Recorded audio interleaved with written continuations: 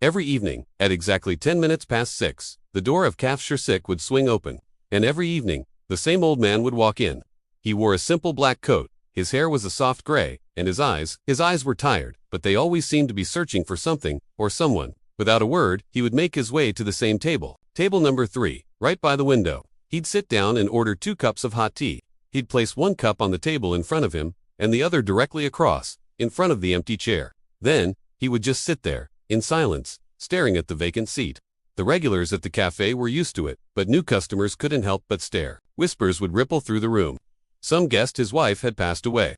Others thought he was waiting for a long-lost friend. A few just assumed he was lonely, lost in his own world.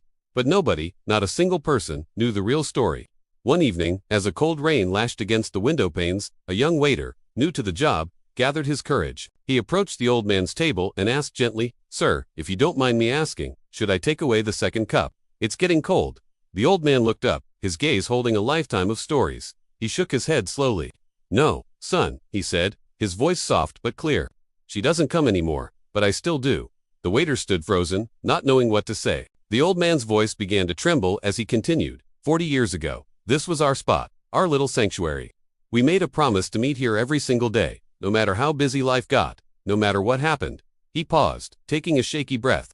"She kept that promise. I didn't." He swallowed hard, his hand trembling as he reached out to touch the rim of the untouched cup. "The day I finally decided to come back. She wasn't here." He wiped a tear from the corner of his eye, the weight of his words hanging in the air. "Some seats stay empty," he whispered, his voice cracking, not because people leave, but because guilt never does. And as he sat there, in the quiet hum of the cafe, with the 2 cups of tea cooling between him and the empty chair, everyone who heard him finally understood. Sometimes, the hardest goodbyes are the ones we never got the chance to say. And some promises, once broken, can haunt us for a lifetime.